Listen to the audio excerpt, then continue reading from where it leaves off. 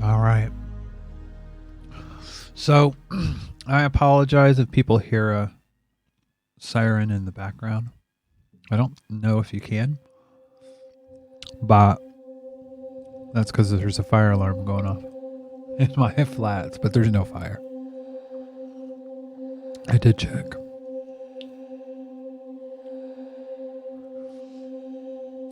So let's get ready to rumble here. Welcome to the Tea Party. Wait. Record. Welcome to the Tea Party with Marty Abernathy. A show starring a binary trans woman born in the body of a non-binary atheist, trade unionist, equality advocate, and anarcho syndicalist that self-identifies as an unhinged fear pimp, outrage brigade commander, Breeze Peach police officer, SJW, and a bad faith agent of chaos. Good evening, everyone. So, tonight, we're going to talk about a few things. We're going to be talking about Breadtube, about Christy Winters, and COVID-19. So, I don't know how long this show is going to be. And love to you, Leto, in the chat.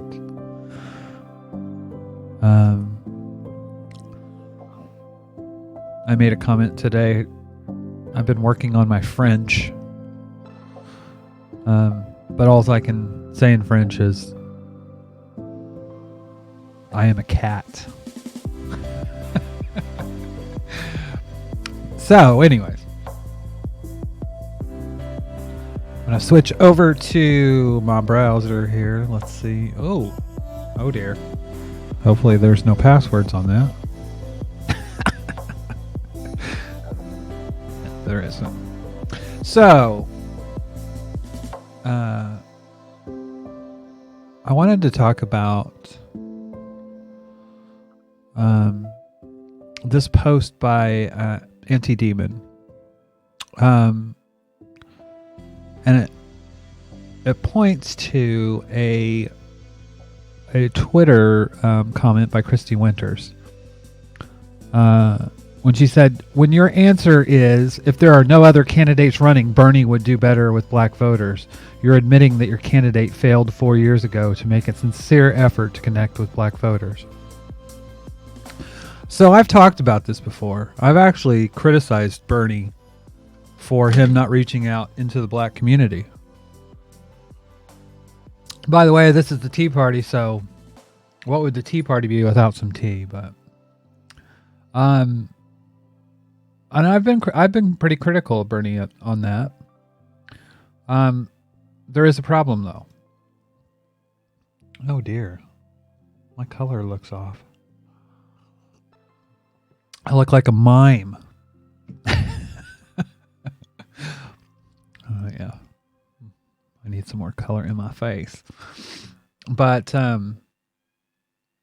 yeah, Um, the point in this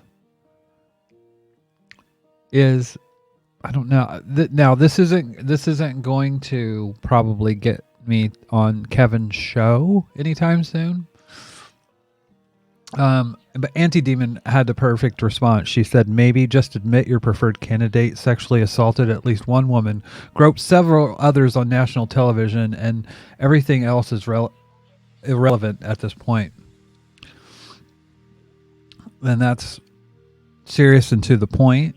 How many people that kind of are on this Bernie versus Biden divide are talking about this? How many Biden supporters are talking about the problematic issues that have been around with Biden for a long time?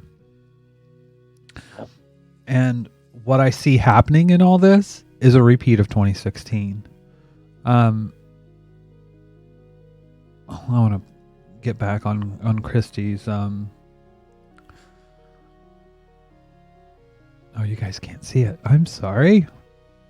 There we go. Now you can see my. I need to fix this camera source. I need a little bit more. Here we go. A little bit more color, so I don't look like a mime. But this just comes off as very tone deaf. For one thing, you have to understand the context of this. And I want to point to something that Bernie Sanders said in March of 2019. I received more votes from young people, black, white, Latino, Asian American, Native American, than Donald Trump and Hillary Clinton combined. And that is true. And that's something that Christie does not talk about at all. If you'll note on this Politico article, guess what it's rated as? Mostly true. And if you follow this along, this is from The Guardian. What Super Tuesday revealed about black voters, they're not a monolith. Well, guess what? The reality is that Bernie Sanders supporters that are black and Latino are usually also young. The problem for Bernie Sanders in that is the young vote is they're not getting out there and voting. So it's a non-starter. I mean, at the end of the day, you have to win in the primaries. At the end of the day, Joe Biden's probably going to be the candidate because he's won in the primaries. And Bernie, like I've said before, Bernie Sanders has not done the homework that he needs to. But this post by Christie, it just smacks of some sort of like, fuck you, Bernie Sanders supporters. I mean, to me, it comes off as Bernie Sanders hate.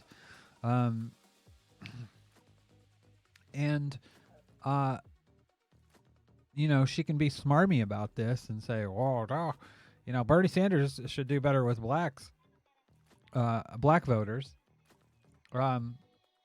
You're admitting your candidate failed 4 years ago. What she won't admit is her candidate, Hillary Clinton,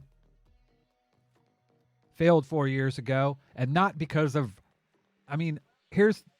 liberals in general, they'll blame Bernie Sanders, they'll blame Jill Stein, they'll blame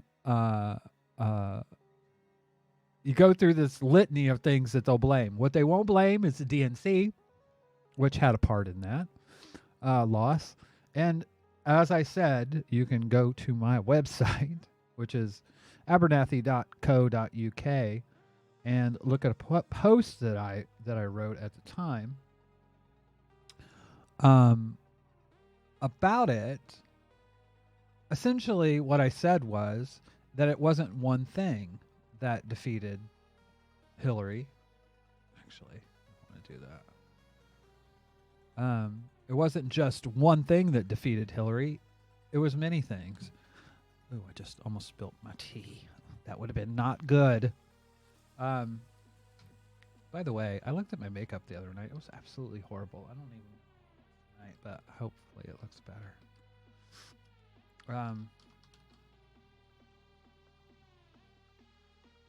I said I'm going to go over this again, actually.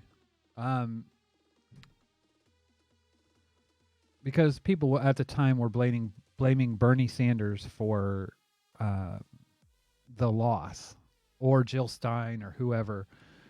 And I said it wasn't the fault of the DNC who tipped the scales during the primary for Clinton. It wasn't the Debbie Wasserman Schultz rigging the primary for Clinton. It wasn't the lack of an anti-racist candidate with a day one plan for racial justice. It wasn't the DC memo that suggested on how to ignore Black Lives Matter activists. It wasn't Donna Brazil's leaking of the debate questions to the Hillary Clinton campaign. It wasn't Bernie Bros. It wasn't Never Hillary voters. It wasn't third-party voters. It wasn't Sanders' racist dog whistle going beyond identity politics, attempting to sway racist voters, racist white voters.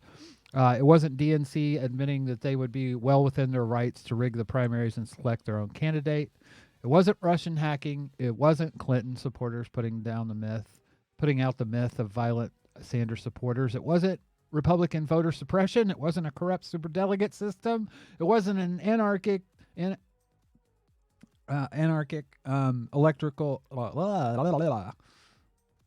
archaic electoral college system. It wasn't 53% of white women voting for Trump, or Clinton underperforming Latinos or African Americans. It wasn't. It was all those things together that was the loss. And I really am afraid that Joe Biden's going to lose. For these exact reasons, the same thing is going to repeat. I mean, it's not that hard to defeat Biden now. You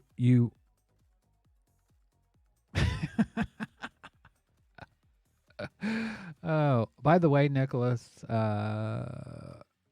he's not rando. He's some random geek, which is SRG, or geek, or Jonathan. But yeah, spilled. Yes, this is about some tea, but it's not about spilling it on my on these peripherals. So I don't know why the music just decided to. Johnny Cakes. I haven't used that one, but I do.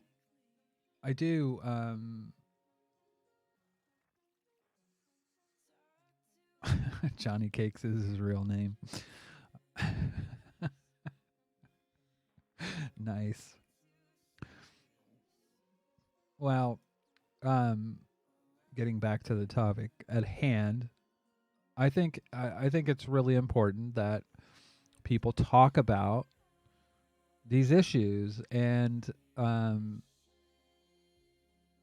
do as Anti-Demon says, admit your preferred candidate sexually assaulted at least one woman. Here's the thing. When you have Joe Biden, how is he different from Trump? And there are some ways, but it's going to be a tough sell. And that's why I think that Trump's probably going to be president for the next 4 years, unfortunately. Because Bernie Sanders doesn't know how to run a campaign that is, what would you call it? Not a old-time socialist, Vermont-style, going for the white vote kind of campaign. He hasn't done what Obama did in 2008. And it cost him in 2016 and this year. But saying that Sanders doesn't have the black vote is wrong because he has the black youth vote. Unfortunately, they don't vote in large enough numbers. But sitting here and saying that somehow you've just one-upped good old Bernie Sanders and got him. You told him, and like it's frustrating. It's frustrating that when you're so what would you call it? Like so stuck to the DNC that there are certain things that you won't talk about, certain things that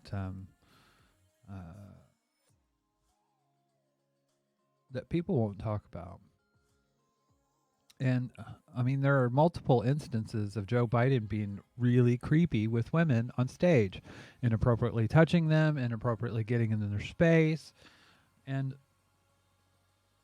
hearing that somebody has accused him of rape is not something that surprises me, because people that do that thing lack boundaries. By the way, I forgot to say, you can call the show. If you want to message me, I can bring you in on Zoom. But that being said, there are numbers. I need to put the numbers on this screen as well, so y'all can see in this screen view. But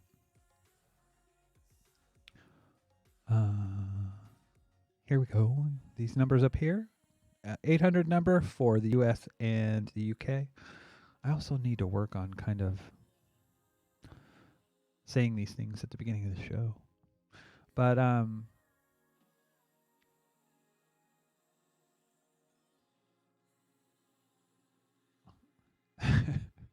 reading back into the chat.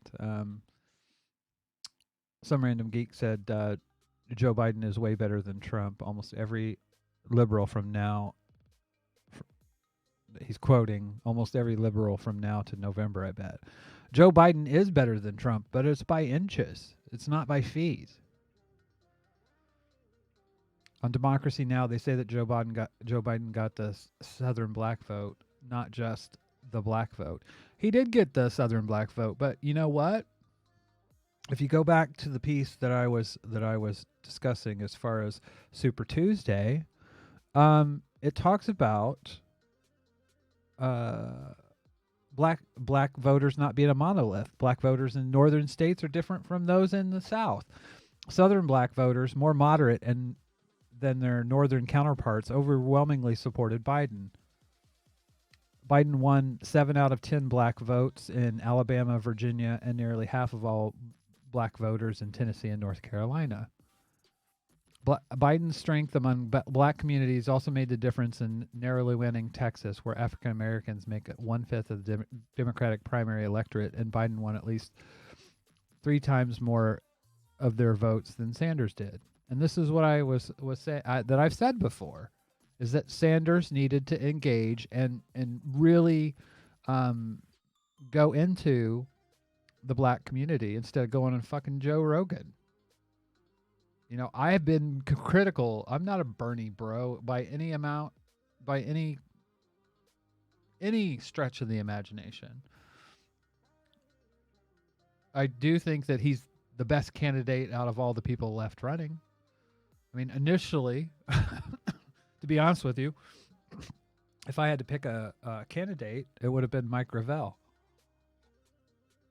because of his stance on foreign policy. It could really turn the tide when it comes to American intervention in the world, because basically Mike Gravel's position is we need to stop being the policeman of the world. We need to stop these dirty wars and stuff like that. But he was never really a serious candidate, and when he dropped out, to me, Bernie Sanders was the person that I could support between him and Elizabeth Warren. When Elizabeth Warren dropped out, it wasn't a question. It was Bernie Sanders that I support, but I can still be critical of him, and it seems like that she can't. That she's going out on basically having these kind of snarky comments that slap Bernie bros when you're going to need those fucking people come the fall. And this is the same bullshit. And after Biden loses and Trump wins again, you're going to have a bunch of people saying the same goddamn thing. They're going to blame it on the Russians or who knows what is coming down the pike. But the thing is, and this is something that I've been struggling with during the COVID crisis, this is kind of like it was in 9/11 when people rallied around George Bush. Donald Trump has the highest rating he's ever had right now with the American people, and I think that's why it's a time of crisis. To me, he's performing horribly, but, and I can't believe the American people can't see that. But that being said, when you're going into election with that, I mean, you're going to need everything you have, and they're going to be pulling out that Anita Hill. They're going to be pulling with, as far as Joe Biden goes, how he treated her. I mean, you can go right down the list, and they're going to nail him on so many things. And Trump will be able to do that. Trump will be able to do that simply because Trump will attack Biden on stuff like rape, because one of it's a political tactic is to go after your opponent with your weakness.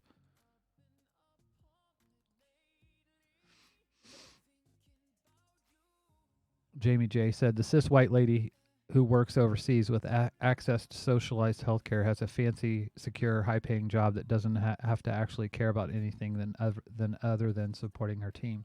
Well, and the thing is, I mean, to come out with a statement like that and to be a political scientist and have a PhD in this and not be able to actually look at the polling and actually put that into your analysis is pretty fucking piss poor, if you ask me.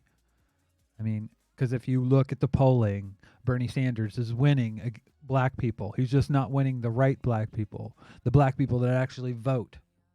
And as a whole, Sanders supporters under the age of 30 are most of Democratic support under the age of 30 is for Bernie Sanders. It's just unfortunate for him that that same demographic doesn't vote that much. You know, and he hasn't done the outreach, as I've said before, he hasn't done the outreach into the community, and into the communities, into the LGBT community, into the black community, into the different communities to actually have growing a base that he needs. Instead, he goes on fucking Joe Rogan and tries to get white cis male voters that he never would get. Some random geek in the chat says even in 2008, Christie favored Hillary Clinton over Barack Obama, which always seems strange to me, and she hates the progressives who backstabbed Obama in 2012. I mean, the thing is, my biggest thing isn't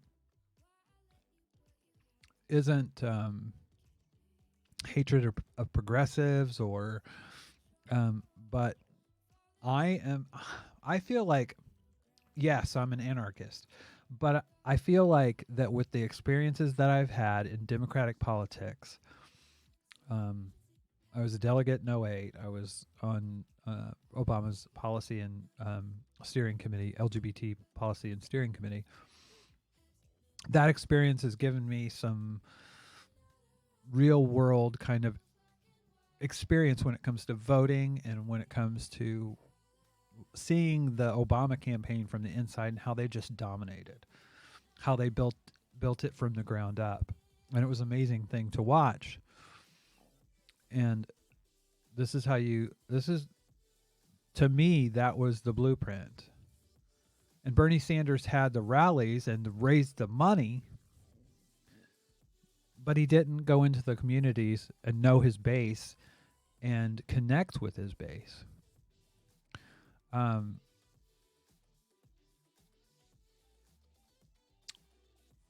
random geek says the progressives backstabbed Obama in 2012 for not fully supporting Obama, since Obama has shown himself to be more of a centrist than a progressive. That we thought he was in 08. Yes. And well, and that's the thing, Some Random Geek. He says, to be fair, Obama did win in 2008, so the tactic works. The thing is, you need to know your base, and you need.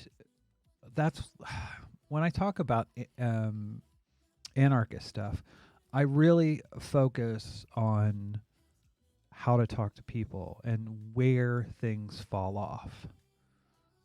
When you start to talk about means of production and stuff like that, it doesn't connect with your general voter, your general, you have to like read some Marx, and you have to, or some analysis on Marx to understand the basic terms of what people are talking about when it comes to that kind of stuff. Or, read Kropotkin or other writers to kind of have and be able to talk about that in a literate way. And,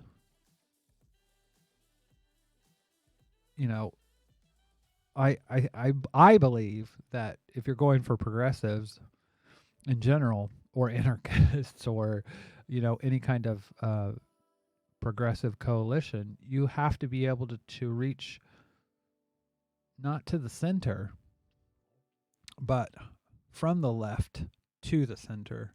And you have to do that in ways that connect with people in a way, and it's not hard to do. Bernie Sanders is doing it. People connect with Medicare for all. I would want to see more, something that's more progressive, but that's where you start with in politics. You start with the farthest left thing that you want, that you think can get through to the American people. Medicare for all seems to be that farthest thing that you could. I don't know that you could do an NHS style health service in America. I don't know that there's the political will for it, and that's what it comes down to. There has to be a political will, and I don't believe that there was in 2008. I mean, in 2016, 2020. I don't think there's the political will for it. Hillary herself got kind of kicked in the teeth in, when was that? 1997, I think, when she tried passing, people called it Hillary Care back then, but health care bill during the Clinton administration. And it was brutal. At the time, I was a conservative, and and I saw how they attacked her, and it was gross and unfair, and it really wasn't a progressive. I mean, it wasn't a lot different than Obamacare ended up being. That being said, it's all about the politics of now and what people will accept and listen to, and how you can triangulate. And the reality is you have to play politics. I mean, when you're dealing with elections, it's common sense. You have to play politics. And Bernie Sanders apparently wasn't ready to do that. So now we get ourselves in a situation, and this is the way I see it, that it's going to end up that someone that is a very weak candidate in Joe Biden is going to get hammered by Trump because Trump has the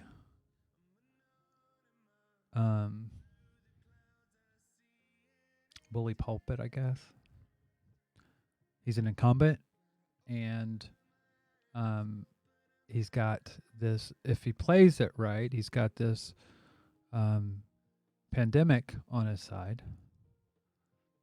Hell, we might not even have elections, but well, who knows? I mean, that's way far in the future right now, but there's a very good chance that Biden's going to lose this election, and it's going to be 4 more years of Donald Trump, and that'll be a shame.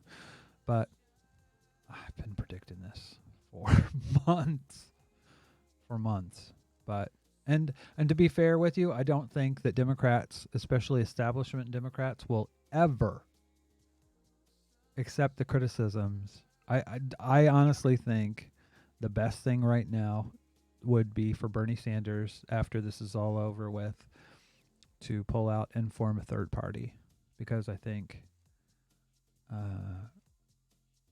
realistically the Democratic Party is just getting weaker and weaker and weaker the longer it goes, and they're putting up people that think that it's their time, and basically forcing candidates out there that and supporting candidates that are not electable and don't have a platform. So, yeah. Anyways. What else? What is that? What else? That's, I think it's tiresome when it comes to that. I want to find out. There's one other thing that I wanted to talk about tonight, but I don't know that I can find it. Damn it. Oh, God. Oh. It's, as some would call him, Casket. Peter Coffin. The guy's always saying something that's shit. But let me share this with you.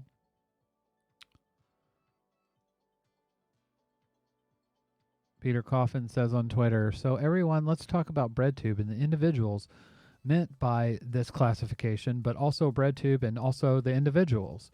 If there's anything I know for sure, it's that they are all mommies and daddies, but also pedophiles. Many people are saying it. To clarify, this is irony. It's meant to represent what it looks like when people talk about Breadtube. I submit for evidence the person who genuinely replied, 'What even is that?' A person called Sorrowful on Twitter said, 'This is a common fascist technique for avoiding prosecution.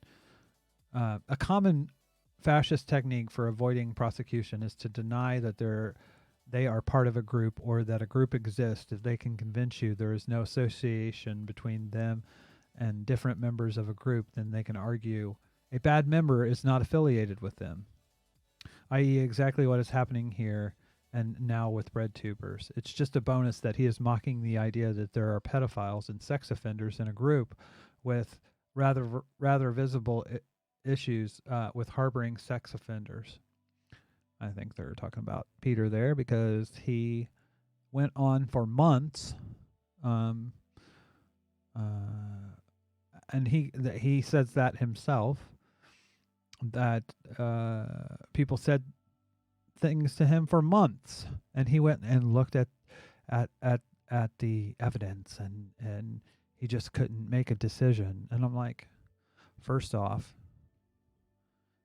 he acts like he has to be a policeman or a detective. You don't have to be a detective. You don't have to be a policeman. You don't even have to have a judgment on whether it's correct or not. You support the victim. And if you have someone like Lorelai, who you can go out on the internet and research. It ain't hard. There's plenty of stuff out there. And when you look at it and you piece it together, it's not just one person saying that this person raped me. It's multiple people.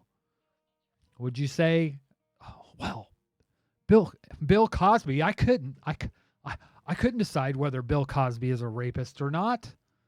I don't have all the evidence. This isn't a one-time thing. There are multiple people that say that she was inappropriate, that she sexually assaulted them. That's not in question. That's a matter of fact. Whether those things happened, that's not for me to judge in a court of law, but I can say, you know what? I don't want someone like that part of my fucking Discord admin team.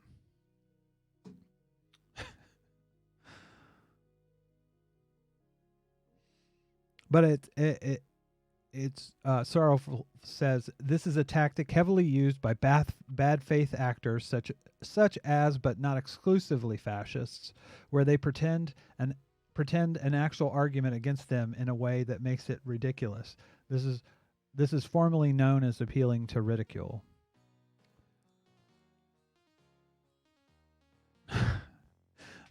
And this person named Boss said, Falcon is one of those people who don't know what irony means.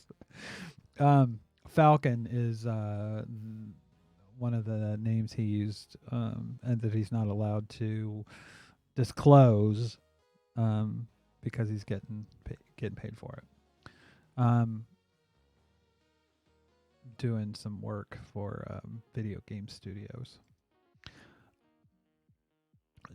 Some random geek said, quote, I am not a harasser. Those harassers are not true gamergaters. We are a movement about ethics in video game journalism. That's what Peter Coffin just said about Breadtube. Essentially. It's tiresome. I was listening back to the it was painful, but I was listening back to the stream that Kevin, Logan, and American Johnson, and a bunch of other Breadtubers, including Peter and Angie Speaks, and they kept on acting like that they needed to render a judgment, and nobody was asking that. What people were asking him to do was remove someone off a Discord server and out of a community where they felt threatened, where they felt unsafe. Now, I didn't come out and say it. I said it to people that knew him, but I left his Discord server for that very reason, because Lorelai is toxic and she's not somebody that I want to be around. My experience with her is that she's a toxic person that is not someone that I want to ally myself to or around. And I think the evidence for that is clear. I mean, from her being a snitch to the FBI, I mean, you can go down a list. This isn't somebody that is someone that I would want to affiliate myself with. And when I heard that there were multiple sexual assault victims that were claiming that she was their abuser, that for me would be something that I would say, well, I'm sorry, I can't have you on my Discord server for that reason. That's enough. To me, that's enough. Falcon the Hero is the character Peter Coffin voiced for the videos for Game Ranks. So there you go. But so yeah, just more fucking Breadtube bullshit. There are times when I really don't want to fucking talk about this bullshit, but I feel like I have to, because it's so egregious. so tiresome, so egregious. And um, that being said, if anybody again wants to call in tonight, they can. I put the Zoom for those of you in Discord. I put the Zoom information in Discord. If you want to call in. But that being said, I wanted to play something else. I'll drop the music for this. It's something not related because, the stuff with COVID. Oh, that is something actually. I did want for a minute to talk about COVID in terms of. I really feel like we're at a tipping point. As anarchists, as human beings, from the standpoint of capitalism is failing. And when you have presidents that are talking in a way that Trump is talking about, and you have essentially, you're going to give people, it's a rebate a la George W. Bush, 4 times that he gave back during his administration. I think it was $300. It's 4 times that, but $1,200 isn't shit these days. That would cover rent for 2 months for me back in my old flat, roughly, in the States. So when it comes to that, what people are going to, the economy is going to implode in on itself when people cannot pay rent, when people cannot buy things, when the people that aren't buying things, those people that supply those things that they were buying before, when those things aren't being bought, then those people are going to lose their job, even if they're in work. If you don't have the consumers, then you're not, and they're not consuming, your business is going to fold, whether you're at work or not. Unless you have something else that's going to pay the bills, whether that be government. But what I'm wondering is, what is the tipping point? I personally think that, because I looked up today, and I don't have it to pull up, but I looked at some figures in the UK. From the age of 20 to 29, 50% have 0 savings. So if they've lost their job and have no parental support, what's going to happen in a month's time? Well, in 2 or 3 weeks' time. We're about a couple weeks into this almost, where people have been let go of their jobs. If they don't have housing, if they don't have food, what are they going to do? I hate to say it, but I think they're going to fucking riot, especially in this country. Now people are going to, I think the British government is doing a lot more, but still, is it enough? But in America, when this goes on for 2-3 months and people aren't being paid a wage that keeps them being able to have the same standard of living that they've had in the past, what's going to happen then? I think people are going to riot. People are going to be in the streets. What will that do? I mean, it's just, the answers need to come really fast, and they have to be very left. And that's just a reality. But anyways, that's kind of the questions that I'm kind of asking myself right now.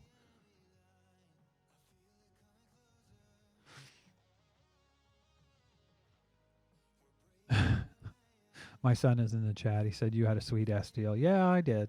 A nice big 1-bedroom apartment that's probably bigger than my it is. It's bigger than my 2-bedroom apartment over here. A Summerendum Geek in the chat said, and Canadians are getting $2,000 a month for 4 months from the Canadian government. But even at that, I mean, that is good. That is really good.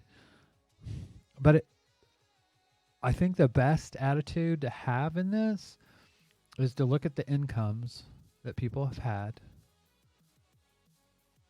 over the past year, and you pay that to them over a year. Because the reality is, this is probably going to take a year to get through. If it's less than that, then don't pay them less than that. But this is an emergency. You got to have. Oh, shit. Stuff just dropped because I'm pounding. I'm pounding my desk. I know you're jealous, Nikita Khrushchev. Where's my shoe? Actually, that never happened, but well, it kind of did, but we won't go there. But you got to have people have to be able to live, or there's going to be mass panic. And this isn't going to change in just a small amount of time. It's going to take months, if not. I mean, it's going to take somewhere between, I think, between 6 months and 2 years. If you look at the pandemic in 1918, it lasted close to a year and a half to 2 years.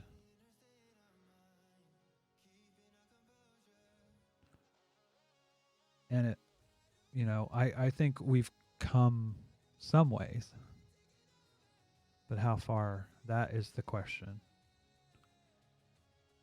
I know that's pretty heavy. So I wanted to play this from my favorite feminist. Let's see if I can bring this up. I did a little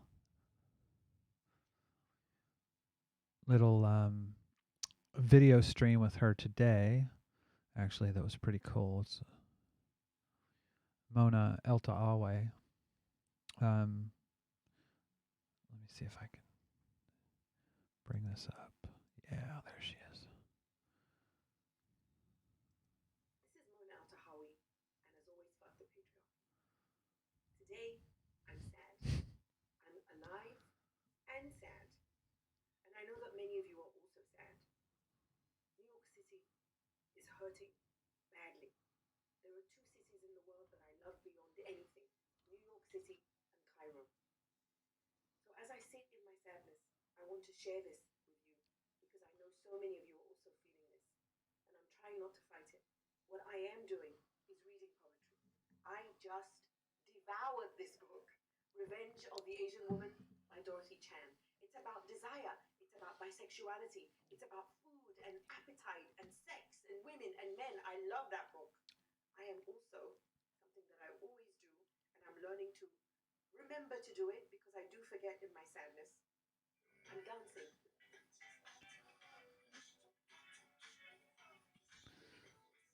All right. Jamie's saying she can barely hear I that. miss dancing. So I miss going to clubs. I know many of us miss a lot of things. I'll stop this and bring it up. I'm not sure why, but I can fix that. Let's see. I can actually fix it.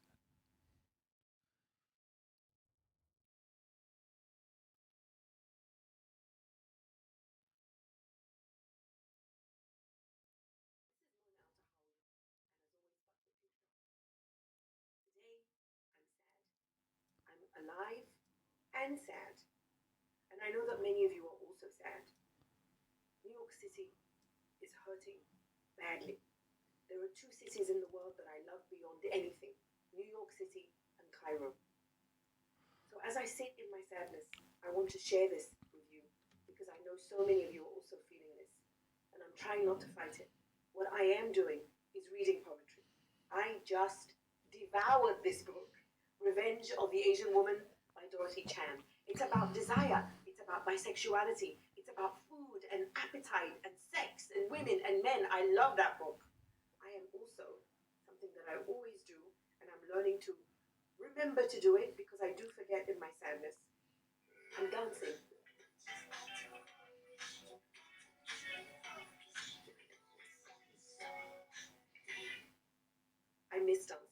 miss going to clubs. I know many of us miss a lot of things.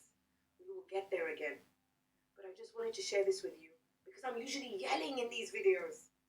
And today, I just wanted to tell you that I'm sad. And if you too are sad, I hope that you are finding what you can devour, finding what you can dance to. And I hope you know that you're not alone. And I hope you know that I will always say, fuck the patriarchy. I absolutely love that. And I'm sorry if you couldn't hear it, but basically what she was saying was read. Take this time to read things that aren't necessarily related to this. And I just actually got a book. I'm not going to say her name, but let's see. It's called Feminist Interrupted. I need to learn her name.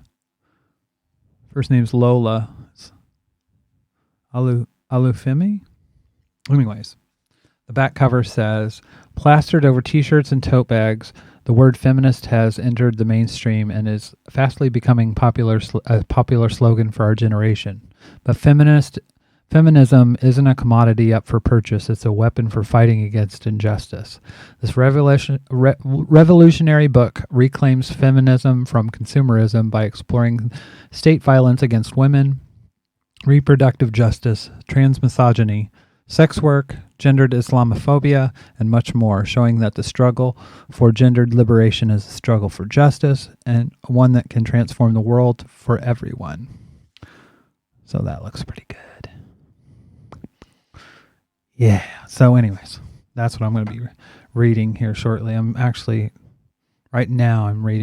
finishing up David Graeber's 5,000 Years of Debt, but this will be next when I'm not at the hospital, which I'm going to be for the next 6 days. So yeah. So I'm thinking, checking my calendar. So the next stream will probably be on the 30th. I've got a dentist appointment that day. So I'll probably go there, run home, because I worked a night shift the night before. But I'll probably do a stream at the end of the day. And then I work another 3 days. So the 3rd will probably be the next 2 times that I stream.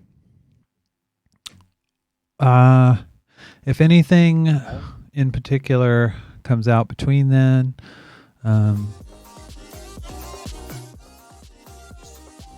I will probably try to do a show after I get off work. That's tough though, because I get off work at 8 p.m. So it's a lot to come home, stream. Roughly, I'll just stream and go to bed. So anyways, yes, you are listening to The Tea Party. You're listening to The Tea Party, part of the Trans FM radio network. You're listening to the audio podcast version of The Tea Party. You can watch the video broadcast on Facebook, Periscope, Mixer, Twitch, and YouTube. You can find links in the show notes. All right, that recording's done. If I want to use it for the audio version of this show. But yeah, so I'm going to stay on probably for another 10 minutes. If anyone wants to come on and chat, we can, but I'm just going to jam to some music now.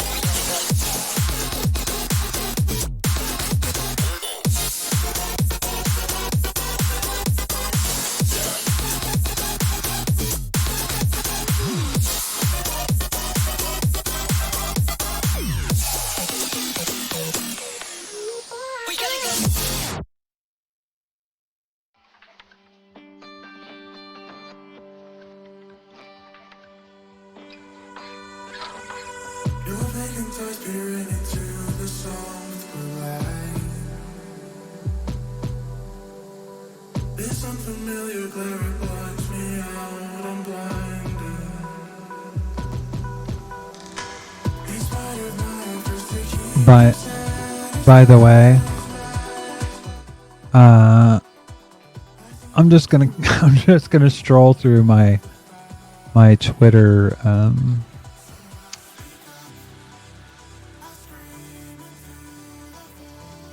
Jonathan says, true, I'm thankful I don't interact with the public at my job, but I do take public transportation, thankfully.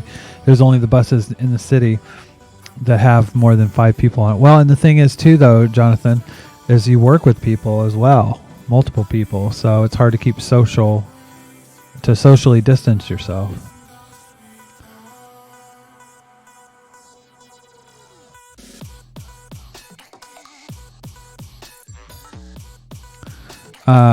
I'm just going to go through my Twitter feed. Something that I saw on here, I'm going to see if I can bring it up, too, that a friend, Timberwraith, is, let's see, I see it on one of my other screens that you guys can't see. She says, I think, because there's this Joshua for Congress person, that his quote is, sex workers are better than billionaires. And Timberwraith says, I can think of countless violence promoting, oppression promoting, abusive classes of professions that sex work is far better than. I'll name one as an example: police officer. But society's misogyny and other prejudices flip the perceptions of the profession completely upside down, which is the truth. So that's Timberwraith. She also says, I'll note that there is an endless supply of cis white feminists who would lose their shit over sex work, but remain largely silent on the rampant oppression, violence, and death promulgated by police in the criminal injustice system. So much of cis white feminism is a joke. And Owen Jones has said, anti-trans activists being unable to stop frothing about their completely wild, grim vendetta against trans people during a global pandemic is genuinely disturbing.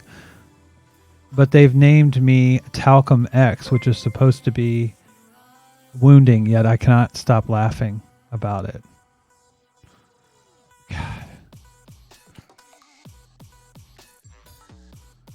Oh my God. I think we just had a Phoenix Rising 87. Thank you for subscribing.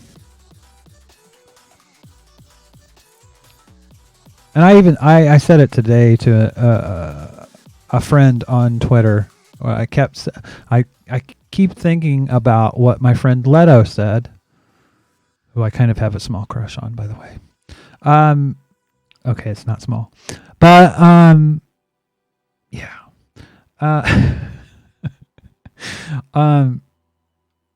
Welcome to the chat, Phoenix Rising 87. Hopefully someday when I'm big enough, Jonathan will be honored enough to put his begging stuff in my comments. That's when I'll know I've made it. When he wants to put his e-begging stuff and his charity links in the description. But we can hope someday I can rise to that level of awesomeness. But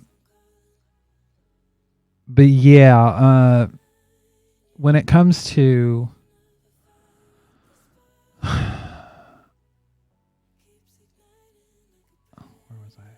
where was I at? Oh, I want to show you guys something. This is a joke that I made.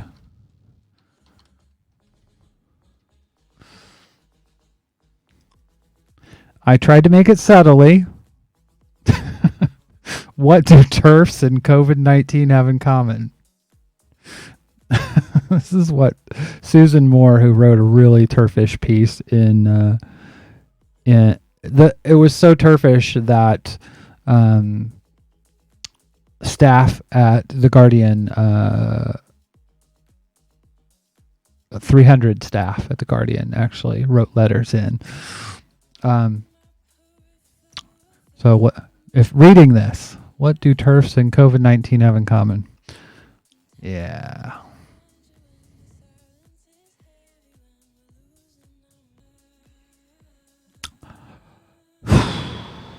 So these motherfuckers, there's a pandemic. And what are they out there talking about? The effects of a virus. You can't ignore biology. Did you do studies on trans women and how COVID-19 affects? But trans women are men. They are just. I keep going back again and again to Sandy Stone when she said you can't debate hate. And that is true. That is so fucking true. But yeah. Oh, and if anyone had any questions, I am the person that runs the Trans Advocate UK account. So, anyways, yeah, that's special. So,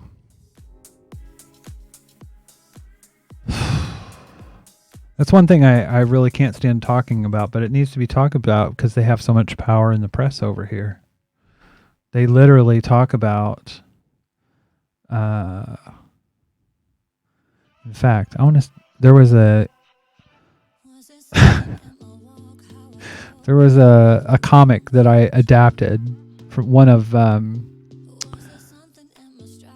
basically it was a lefty cartoon where it has this guy saying, I have been silenced. I have been silenced. He goes on the media. I have been silenced. That's what TERFs do over here. Basically, they have all these press outlets where they can go on and talk about how silenced they are. It's so absurd. Yeah, so anyways. Phoenix said, I need a break from all the COVID-19 stuff. Yeah, I mean, to be honest with you, it's time to do some reading. This one's a good one. Bam. I don't know why my hands look like that. Let's switch back over to the main screen. That doesn't do any better, but yeah. It's called Feminism Interrupted. Yeah, Phoenix. Phoenix says, I don't even feel like starting online classes next week. Yeah. It's tough right now, and that's the thing. The thing I played from Mona, and why is nobody talking about this thing that anybody is talking about? The thing that is the only thing anybody is talking about. Yeah. Well, when they're talking about that is why doesn't everyone agree with me? Is essentially what they're saying is. But yes, this is an awesome book, especially on the back where it says the revolutionary book reclaims feminism from consumerism by exploring state violence against women, reproductive justice, trans misogyny, sex work, and gendered Islamophobia, and more. So that's what really got my ears perked up, and I bought it, and I believe you can get it in e-form as well. So pretty cool. And that's the thing. I still think going on TikTok is one of the best things that you can do from it. Like if you're a queer person, because there are some hilarious, lovely young queers on TikTok that are just funny, and it's so amazing, especially from a trans perspective, to have trans people actually talking about their lives from their perspectives, and to see that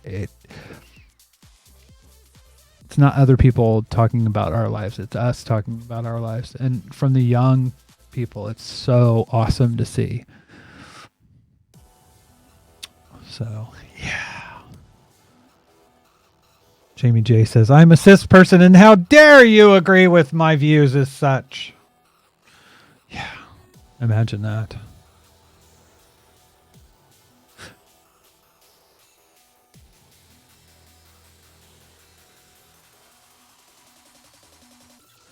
Jamie J says TikTok actively suppresses people they don't consider attractive or to be sharing views. Yes, that is a problem with TikTok.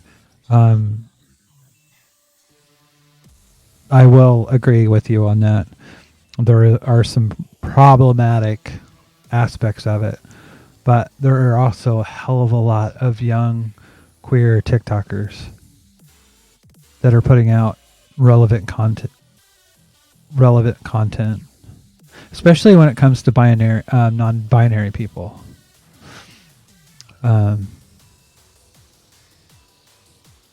Which I think is very, very awesome.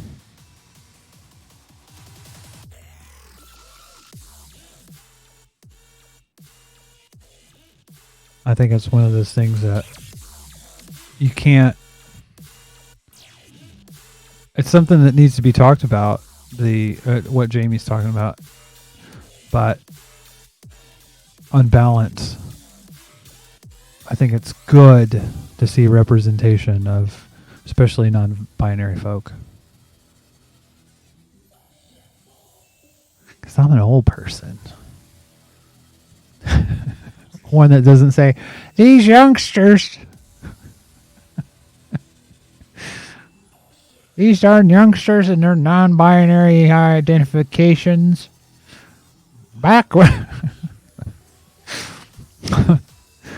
in my day, there were two kinds of trans people. Cross-dressers and true transsexuals. Thank God it's not that way anymore.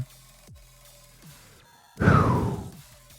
Back in my day, we had these people that were called HBSers. And they're essentially today's true scum. But they would talk about how they were really trans, and these other people were just pretending. It's awful. Absolutely awful. So, yeah. I've always viewed the trans community as a big umbrella, and because when somebody is going to assault you or rape you, they aren't going to, and this is something Kristen Williams brought up in my interview with her. You know, when she was raped, she said they didn't check her gametes. You know, they saw she had a vagina and they fucked her. You know? And sexual assault against trans women isn't something that is rare. So, I apologize if I... Phoenix, by the way, I should have given a content warning, and I apologize for that, but it just popped into my head. But Phoenix says, I just vaped some CBD oil and I feel better. I'm glad, although I've never vaped, not anything. And CBD oil, I know what that is, but I smoked pot in Amsterdam. Does that count? By the way, they have everything.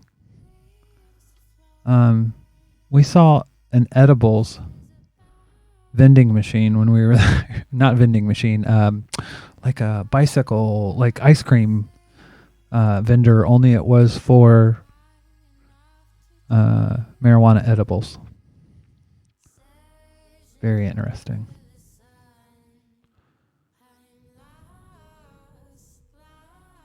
Yeah, I've never vaped. I've because I used to smoke cigarettes, I kind of decided that, I mean, there is a part of me that does miss that hand to mouth stuff. because I'm a very oral person. But the addiction is what scares me because I was very addicted to cigarettes. So I do know that you can vape without nicotine. But to be honest with you, I just haven't. It scares me. It scares me just, and I don't know that that's rational, but I know it's not rational, but it is what it is. I don't want to fuck my lungs up any more than they're already fucked. That's what scares me, honestly, about this virus is that you can have lung damage from it. It's like, fuck, I damaged my lungs for the first, from the age of 13 to 35, something like that. So, yeah. That being said, some random geek says, is my mind the only one that went to weird places when the words hand to mouth and oral? Well, it goes where it goes. I'm not going to judge you for your thoughts.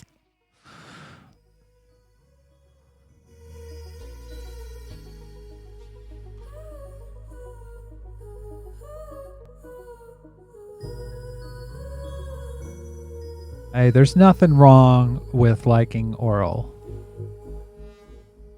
Sorry. That's when that's something I want to mention too. I think it's kind of funny that, so I've done Social Justice Alchemy with Jonathan and Jamie J. I don't and Phoenix and John Brockman and Leto. Jamie J says, literally, who doesn't like oral? That reminds me of Leto asking who doesn't like boobs, but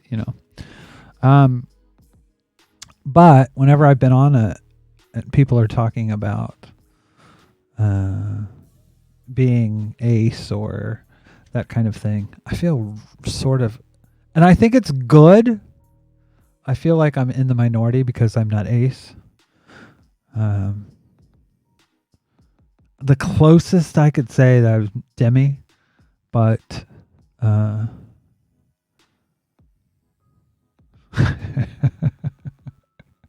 that's it, Jamie. We got to kick you out of the chat now. Ban you forever. She said she does. Jamie said, I don't like boobs. Ban. Oh, shit. Wait a second. Something that I should use, but I haven't. I'm disappointed.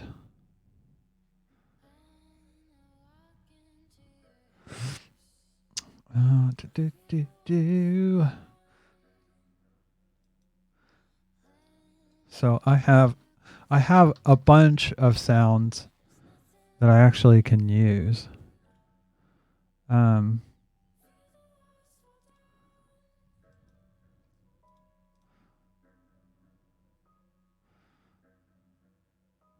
And it's funny because I have them all mapped out, and this one is E4.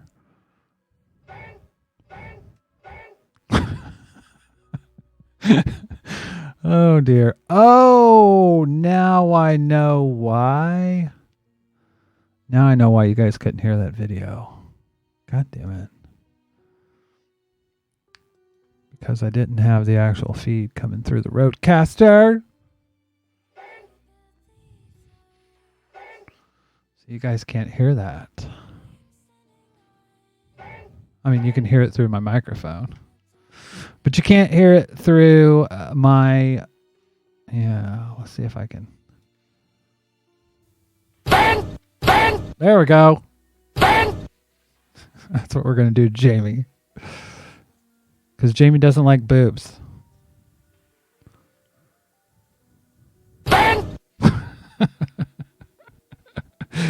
Oh God.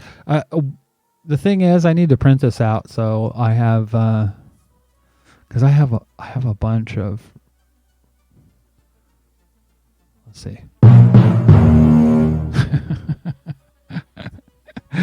Oh dear.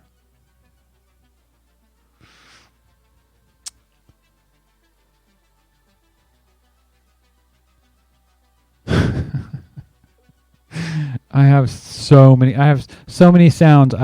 There are 64 slots on this, and I have 1, 2, 3, 4, 5 that are empty. So, yeah. There's one in here that is for John. Well, there are quite a few on here that are for Jonathan, but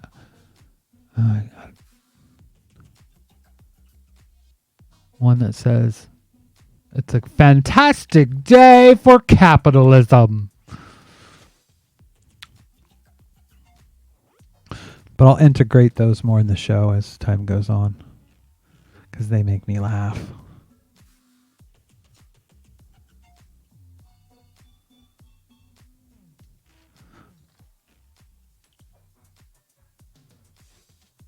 Boobs more than exist. Come on. They feed, they nourish everyone. Unless you're like me and we're fed formula, I think. But yes, I do think there's I'm not going to sex shame anyone. And Jamie J, yes, there is an entire section for Jonathan. Oh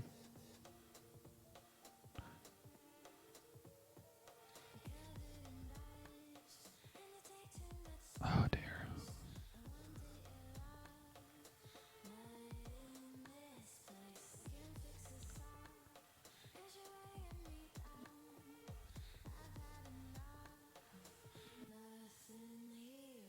I wanted to check in. I posted something to Facebook. My friend Ethan St. Pierre posted something just asking his friends how they're doing.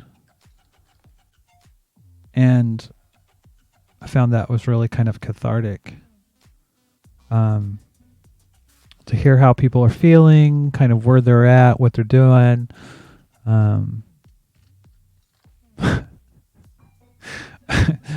Melanie Davis, she cracks me up. She's probably the one person that I think is so close to my own sense of humor. She posted this. I feel like a little worm on a big fucking hook. I feel like a little worm on a big fucking hook. Nice.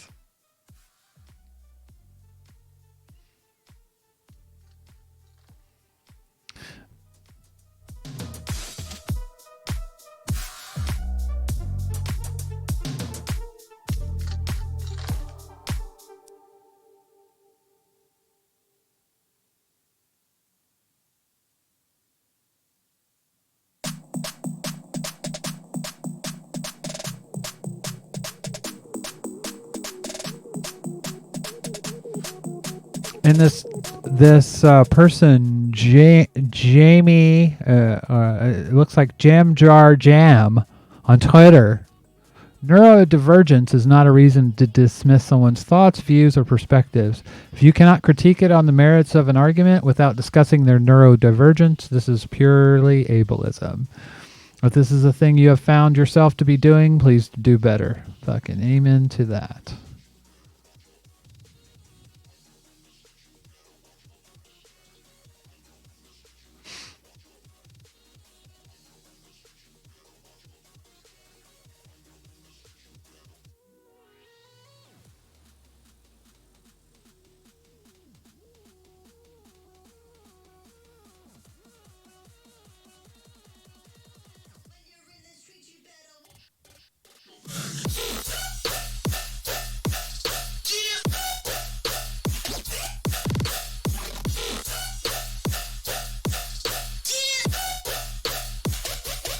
You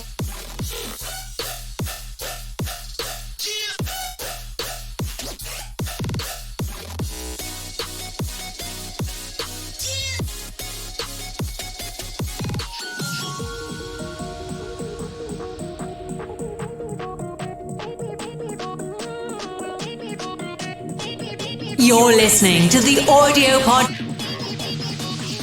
Stupid hand.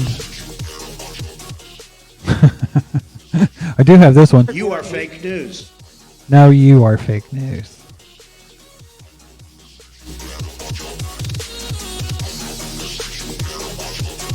Oh, by the way, I have to rant about something else, by the way. Pissing me off.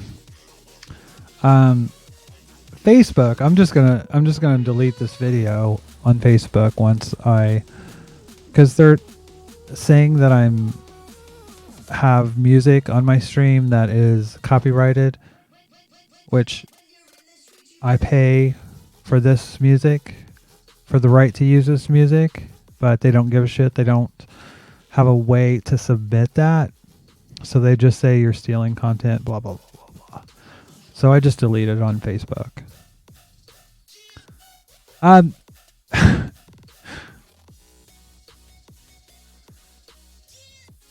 The thing is, when I was joking about boobs and stuff, that's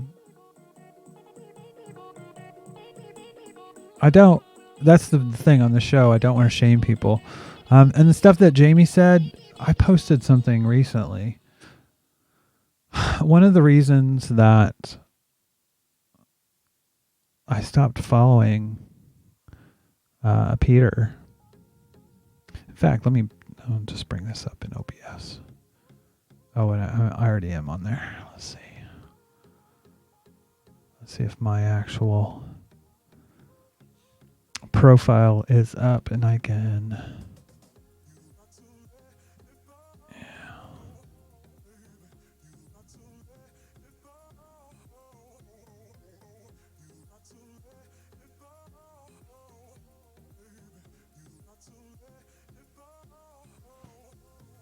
I gotta speed through some of this because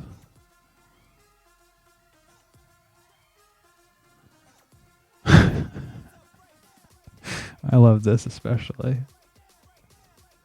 This person called the Naked Scientist posted, oh, they took it down, where they were talking about COVID-19 being the problem was overpopulation. And that's what COVID-19 was solving. And I said, I think you misspelled capitalism.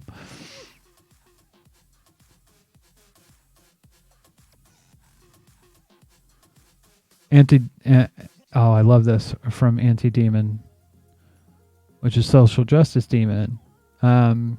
I simply cannot wait to see how many of the Breadtube kiddies who refuse to believe that all trans women sexually abused by Lorelai Bailey and Gwen will post pleas of believe women because Bernie Sanders is cis het male will benefit post roast patties.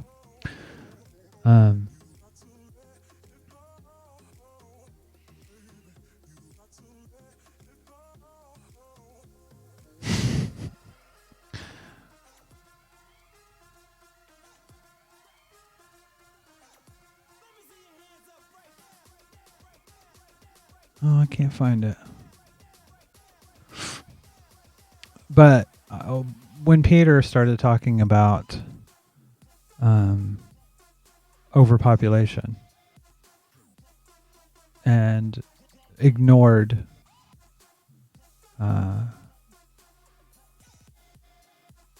people that are disabled, just totally fucking ignored it like it's not a thing. That's one of the things that led me to, like, sadly, it wasn't the thing. I feel bad about that. But it was one of the things that got my ears perked up.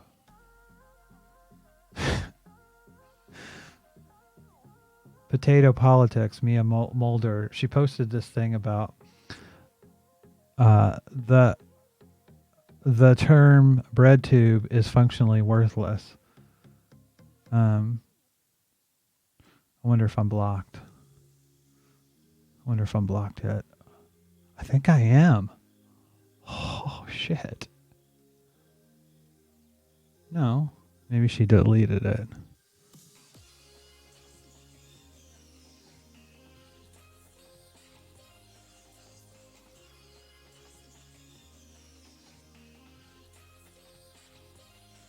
Yeah, she doesn't seem like she's in a good place, but basically, I marked out all of it except Breadtube is worthless. I said, think this is probably more accurate. Kropotkin is turning in his grave. Most of Breadtube is a performative grift. Name one tuber that's unionized / a collective. Most of it claims left values but doesn't practice them.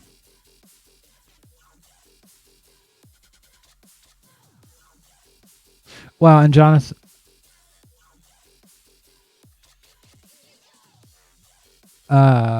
Jamie J asked which Peter, and it's Peter, the person that was talking about overpopulation. That was Falcon Boy, Peter Coffin. He did a big thing on overpopulation, and some random geek said, "Oh God, we have an overpopulation problem." It's never true. It's capitalism that is creating the fake scarcity, and that is the truth. Been shown with studies. In fact, it's been shown with studies that the Earth could be with the population that it has on it now, could be all be fed if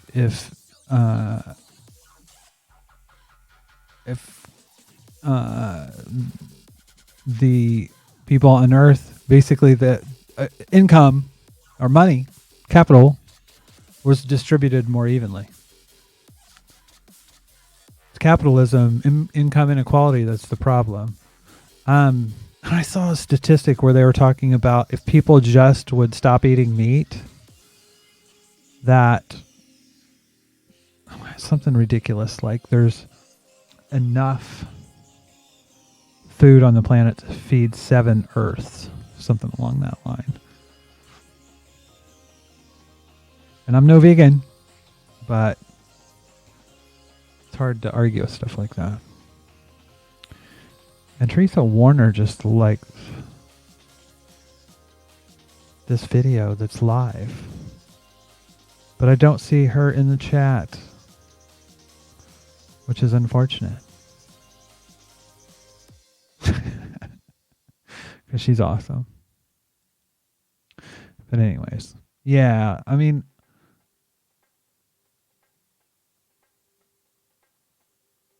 some random geek, Peter Casket, not mentioning disabled folks in his overpopulation eugenics video perked me up to Peter's faults, but it wasn't the thing that made me drop them. Yeah, and that's the thing too.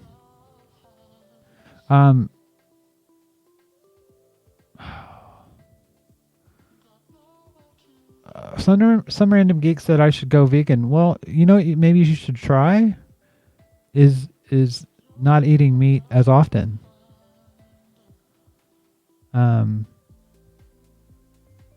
I mean,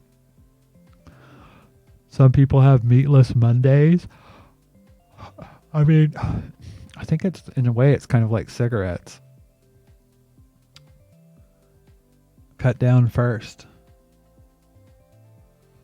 Don't try to go cold turkey. But yeah, it's almost 11 o'clock here, and I still have to take my makeup off. I still have to call my best friend Ethan St. Pierre because he needed to talk to me, and I've got everything ready for tomorrow, but I need to get myself in bed. I love you guys. I love doing this. I'm going to be back, and I'll get more on a schedule.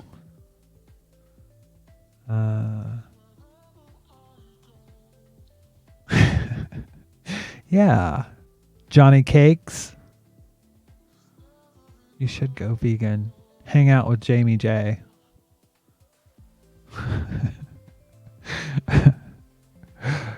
Oh God. Yeah, so anyways, I love you guys. Seriously. You are my people.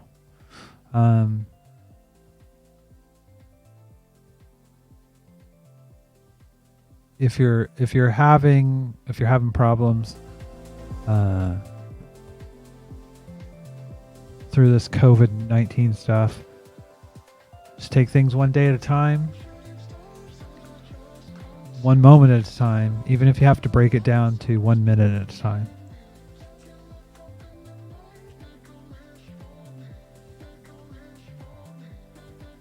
You will get through this again, and I posted something a few days ago. There are plenty of people that this is not their first crisis. They've lived through many. We will get through this. So, take care of y'all. Y'all take care of yourself. I'm going to bed now. Have a great night.